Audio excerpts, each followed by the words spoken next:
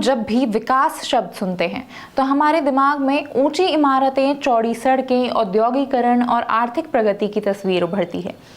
लेकिन क्या विकास की इस परिभाषा में उन हजारों आदिवासी लोगों की पीड़ा शामिल होती है जो अपने जल, जंगल, जमीन से बेदखल किए जाते हैं? क्या विकास सिर्फ गिने चुने लोगों की समृद्धि का दूसरा नाम है? पश्चिम बंगाल का देओचा पचामी कोयला खदान प्रोजेक्ट हमें पर्यावरण और आदिवासी अधिकारों से जुड़े इन जरूरी सवालों के बारे में सोचने पर मजबूर करता है। नमस्कार, मैं हूं हिमांशी चौधरी और आप देख रहे हैं मैं भी भारत। 22 मार्च यानी करीब 10 दिन पहले पश्चिम बंगाल के राज्य बिजली विकास निगम के प्रबंधन निदेशक पीवी सलीम ने आदिवासी संगठन भारत जकात माझी परगना के प्रतिनिधियों से मुलाकात की थी। इस बैठक में बीरभूम के डिस्ट्रिक्ट मजिस्ट्रेट विधान रॉय भी मौजूद रहे। इस बैठक में देओचा पचामी परियोजना से जुड़ी चिंताओं और भ्रम दोनों को ही दूर करने पर चर्चा की गई। इसके बाद तृणमूल कांग्रेस के बड़े नेता अणुव्रत मंडल की मौजूदगी में बीरभूम में एक 31 सदस्यों वाली कमेटी बनाई गई। इस कमेटी का काम इस परियोजना से जुड़े हर मुद्दे का समाधान करना बताया गया है। दरअसल जनवरी 2025 में इस परियोजना का ग्लोबल टेंडर जारी किया गया था।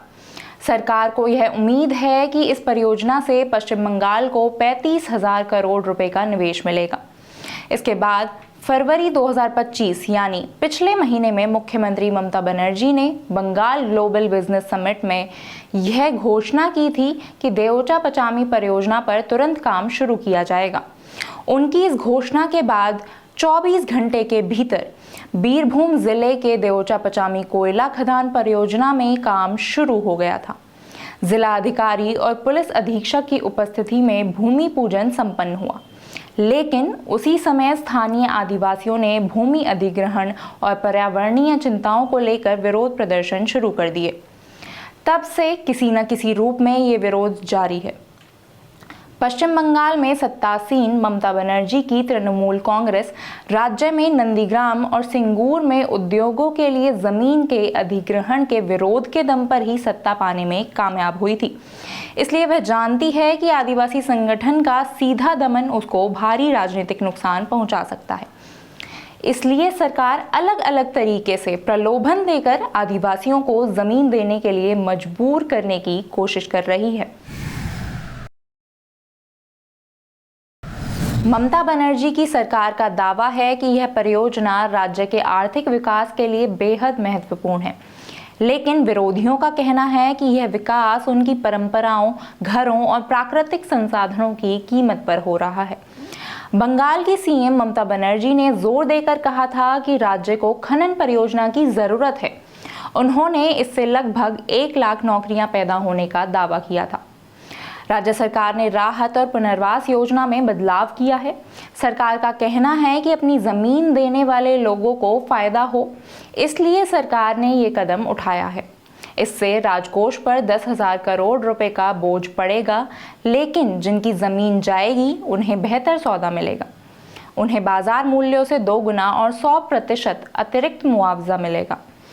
जो लोग बने हुए घर के बदले पैसा लेंगे, उन्हें अब 5 लाख की जगह 7 लाख रुपए मिलेंगे। इसके साथ सरकार ने नौकरियों का भी प्रावधान किया है। जो लोग लंबे समय से वहां रह रहे हैं लेकिन जमीन के मालिक नहीं हैं, उन्हें जमीन का पट्टा और मुआवजा मिलेगा। सरकार ने यह भी कहा है कि इस विकास योजना में सरकार ही काम करेगी, निजी कंपनियों को कोई जमीन नहीं दी जाएगी। इतना ही नहीं, बंगाल के मुख्यमंत्री ने यह भी कहा है कि कोई अपनी जमीन नहीं देना चाहता तो मजबूरी नहीं होगी, उस हिस्से को छोड़कर बाकी जगह परियोजना बनेगी। हालांकि मुख्यमंत्री की घोषणा के बाद विरोध प्रदर्शन तेज हुआ। इस विरोध के दौरान प्रशासन ने इंटरनेट सेवाएं भी निलंबित कर दी। इससे प्रदर्शनकारियों को संगठित होने में कठिनाई हुई। 16 मार्च को प्रशासन ने बीरभूम जिले के विभिन्न हिस्सों में धारा 144 लागू कर दी थी। इसके बावजूद विरोध प्रदर्शन जारी रहे। देश की सबसे बड़ी कोयला खदानों में से एक मानी जा रही है परियोजना, जहां एक तरफ विकास और आर्थिक उन्नति की उम्मीदें जगाती है, वहीं दूसरी तरफ पर्यावरण और आदिवासी समूहों पर इसके संभावित प्रभावों को लेकर गंभीर चिंताएं भी उठ रही हैं। इन चिंताओं के परिणाम स्वरूप स्थानीय नागरिकों और विभिन्न संगठनों द्वारा विरोध प्रदर्शन हो रहे हैं। इस विवाद की जड़ की बात करें तो यह विवाद तब शुरू हुआ जब सितंबर 2019 में केंद्र सरकार ने पश्चिम बंगाल सरकार को देओचा पचामी कोयला ब्लॉक आवंटित किया। इस खदान में लगभग 2.2 अरब टन कोयले का भंडार है, लेकिन ये आदिवासियों की मुसीबत बढ़ाने वाला प्रोजेक्ट है, क्योंकि अनुमान है कि इस परियोजना के कारण करीब 70,000 लोगों को विस्थापित किया जाएगा। यहाँ रहने वाले आदिवासी समुदाय शुरू से इस खनन प्रोजेक्ट का विरोध करते आए हैं। राज्य के 2021 विधानसभा चुनाव के दौरान भी यहाँ के आदिवासियों ने इसका विरोध किया था। हाल ही में 6 नागरिक अधिकार कार्यकर्ताओं ने इस क्षेत्र का सर्वेक्षण करके इस मुद्दे पर एक अंतरिम रिपोर्ट जारी की है। नागरिक अधिकार संगठनों ने आरोप लगाया है कि पश्चिम बंगाल के बीरभूम जिले के देओचा पचामी में पुलिस स्थानीय लोगों को डराने और उन पर निगरानी रखने का काम कर रही है। शुक्रवार यानी 28 मार्च को इन संगठनों ने कहा कि इस क्षेत्र के लोगों को आवाज उठाने और इस प्रस्तावित कोयला खदान परियोजना को अस्वीकार करने का अधिकार होना चाहिए। पश्चिम बंग किसान मजदूर समिति की सदस्य अनुराधा तलवार का कहना है कि कोई भी व्यक्ति कोयला परियोजना को नकारने का अधिकार रखता है। जब यह परियोजना हजारों परिवारों को प्रभावित कर सकती है तो लोगों को अपनी राय व्यक्त करने और आवाज उठाने की स्वतंत्रता होनी चाहिए। जो लोग इस परियोजना के पक्ष में हैं उन्हें भी अपनी राय रखनी चाहिए, लेकिन किसी पर जबरदस्ती नहीं होनी चाहिए।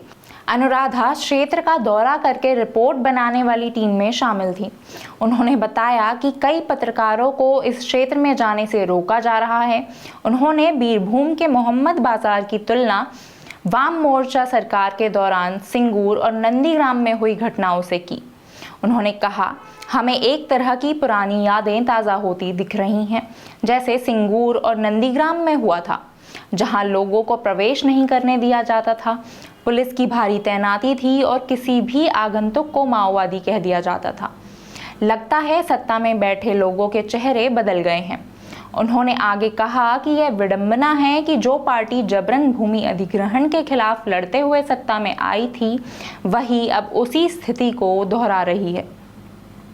पश्चिम बंग किसान मजदूर समिति और श्रमजीवी महिला समिति द्वारा किए गए सर्वेक्षण की अंतरिम रिपोर्ट में दावा किया गया है कि क्षेत्र में रात के समय लोगों को उठा लिया जाता है और धमकाया जाता है।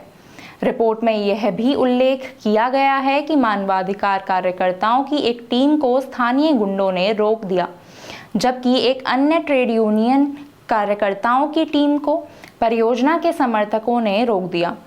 रिपोर्ट में बताया गया है कि राज्य सरकार और सत्ताधारी दल के नेता यह प्रचार कर रहे हैं कि सभी लोग इस कोयला खदान परियोजना से खुश हैं, लेकिन स्थानीय लोग सवाल पूछ रहे हैं कि अगर सब कुछ ठीक है और लोगों की सहमति से हो रहा है, तो फिर गांवों में इतनी भारी पुलिस तैनात क्यों है।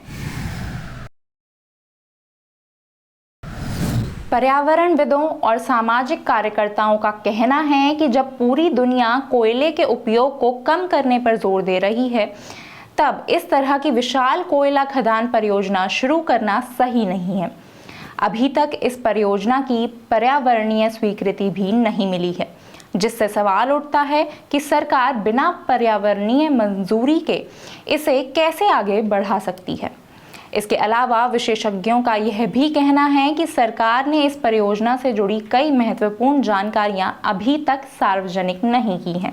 इसका सीधा मतलब ये है कि पारदर्शिता की कमी है। यही कारण है कि स्थानीय लोगों में अविश्वास पैदा हो रहा है।